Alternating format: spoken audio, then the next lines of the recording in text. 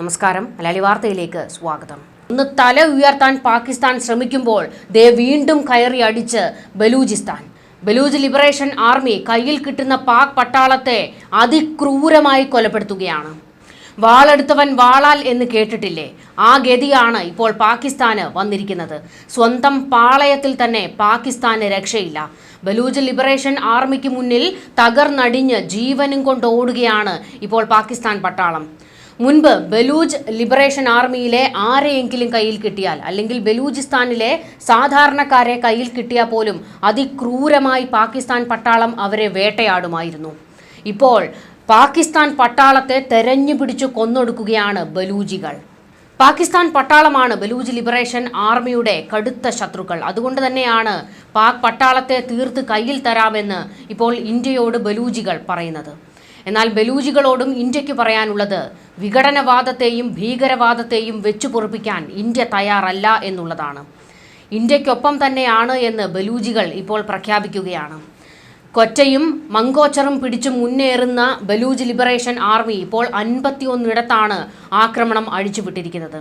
അവരെ നേരിടാൻ പോലും പാക് പട്ടാളത്തിന് കെൽപ്പില്ലാത്ത അവസ്ഥയിലേക്ക് എത്തിയിരിക്കുന്നു.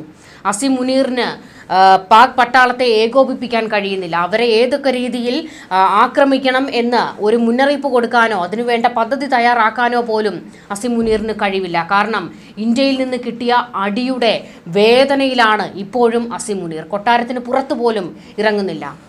ഇന്ത്യയുടെ പ്രത്യാക്രമണം കനത്ത പ്രഹരമാണ് പാകിസ്ഥാൻ ഏൽപ്പിച്ചത്. അതായത് പാകിസ്ഥാന്റെ നട്ടെല്ലൊടിച്ചു. ഇപ്പോൾ ആ നട്ടെല്ലുകൂടി ഊരിയെടുക്കാൻ ഇറങ്ങിയിരിക്കുകയാണ് ബലൂജ് ലിബറേഷൻ ആർമി. ഇന്ത്യ പാകിസ്ഥാനിൽ കയറി അടിച്ചതോടെ ആ അസ്ഥിരത മുതലെടുത്താണ് ബലൂജ് ലിബറേഷൻ ആർമി പാകിസ്ഥാനെതിരെ തിരിഞ്ഞത്. BLA കഴിഞ്ഞ കുറേ ദിവസങ്ങളായി പല മേഖലകളിലായി ആക്രമണം കടുപ്പിച്ചുകൊണ്ടിരിക്കുകയാണ്.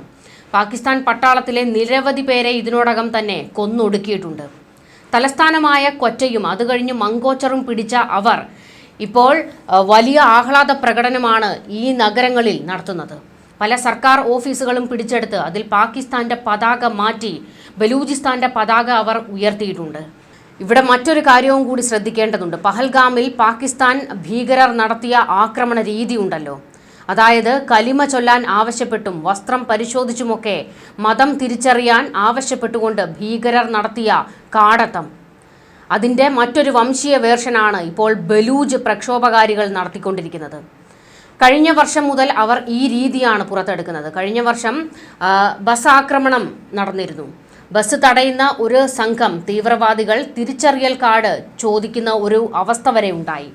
അതായത് ബലൂജ് ലിബറേഷൻ ആർമി ആ ബസ്സിലുണ്ടായിരുന്ന എല്ലാവരുടെയും തിരിച്ചറിയൽ കാർഡ് ആവശ്യപ്പെട്ടു. പാക് പഞ്ചാബിൽ നിന്ന് വന്നവരാണ് എന്ന് കണ്ടാൽ അവരെ നിഷ്കരുണം കൊലപ്പെടുത്തുകയായിരുന്നു.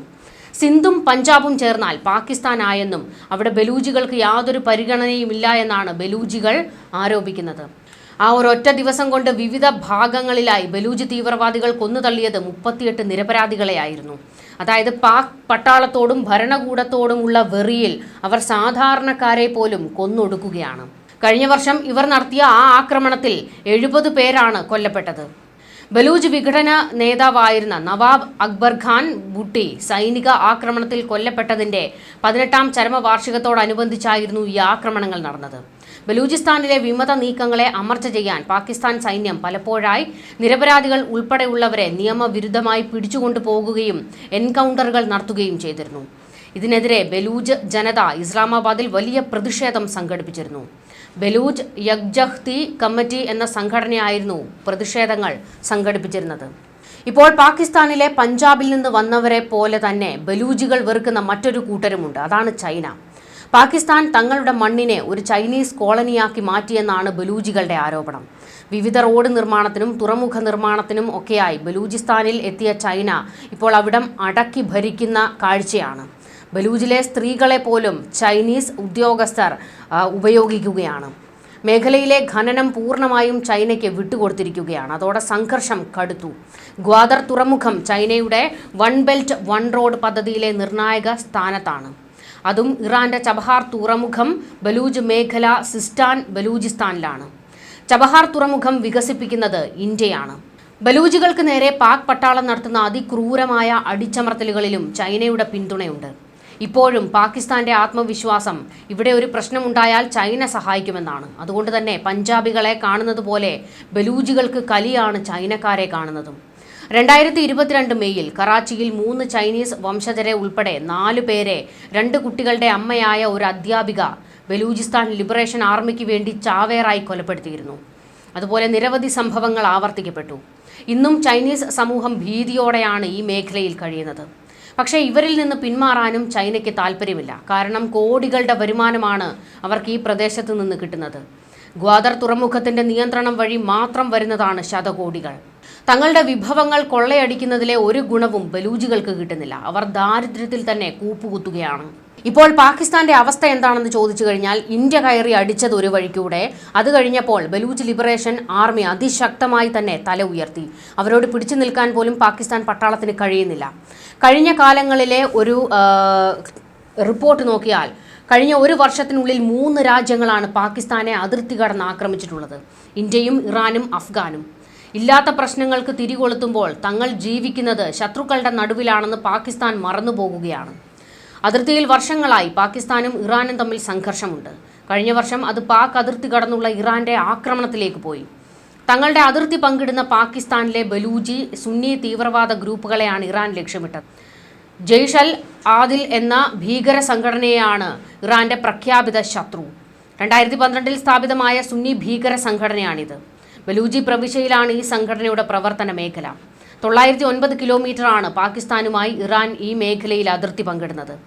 പാകിസ്ഥാൻ ഷിയകളെ ക്രൂരമായി അടിച്ചമർത്തുന്നുവെന്ന് ഇറാനും സുന്നികളെ ഇറാൻ അടിച്ചമർത്തുന്നുവെന്ന് പാക് തീവ്രവാദ സംഘടനകളും പതിവായി പറയാറുണ്ട്. ഇറാനിലെ സിസ്താൻ ബലൂചിസ്ഥാൻ മേഖലയിൽ സുന്നി വിഭാഗങ്ങൾ അനുഭവിക്കുന്ന അവഗണനകൾ സുന്നി സംഘടനകൾ നിരന്തരം ഉന്നയിക്കാറുണ്ട്. ജയ്ഷ് അൽ ആദിൽ എന്ന സുന്നി തീവ്രവാദ സംഘടന ശക്തമായതോടെ പാക് അതിർത്തിയിൽ നിന്ന് ഇറാനിലേക്ക് ആക്രമണം ശക്തമായി. ഇതിന് മറുപടിയായി ജുണ്ടല്ല എന്ന വിഘടനവാദ സംഘടനയുടെ നേതാവ് അബ്ദുൽ മാലിക് റിജിയെ ഇറാൻ കൊലപ്പെടുത്തി. അതോടെ പാകിസ്ഥാനിലെ സുന്നി തീവ്രവാദികൾക്ക് പക വർദ്ധിച്ചു. ബലൂജ് ഗോത്ര വിഭാഗങ്ങളുടെ പിന്തുണ ഉറപ്പിച്ച ജയ്ഷ് അൽ ആദിൽ ഇറാനെതിരെ നിരന്തരം ആക്രമണങ്ങൾ നടത്തി. ഇറാൻ മാത്രമല്ല, അമേരിക്കയും ഇസ്രയേലും സംഘടനയുടെ പ്രഖ്യാപിത ശത്രുക്കളാണ്. പാകിസ്ഥാൻ അതിർത്തിയിൽ 2013 അൽ ആദിൽ നടത്തിയ ആക്രമണത്തിൽ 13 ഇറാൻ സൈനികർ കൊല്ലപ്പെട്ടിരുന്നു. ഇറാന്റെ സിറിയൻ അധിനിവേശത്തിനുള്ള മറുപടിയായാണ് ആക്രമണം നടത്തിയത് എന്നായിരുന്നു സംഘടനയുടെ വാദം. 2014 ഇറാൻ സൈനികരെ തട്ടിക്കൊണ്ടുപോയി അൽ ആദിൽ ലോകത്തെ ഞെട്ടിച്ചിരുന്നു. ഇറാനിലെ സിസ്താൻ ബലൂചിസ്ഥാൻ പ്രവിശ്യയിൽ കയറി കഴിഞ്ഞ വർഷം ഇവർ ഒരു പോലീസ് സ്റ്റേഷൻ ആക്രമിച്ചു. ഈ ആക്രമണത്തിൽ 11 പോലീസ് ഉദ്യോഗസ്ഥർ കൊല്ലപ്പെട്ടു. നോക്കുക, ഹമാസ് ഇസ്രയേലിൽ നടത്തിയ ആക്രമണം പോലെ തന്നെയല്ലേ ഇതും എന്ന് നമുക്ക് കാണേണ്ടി വരും.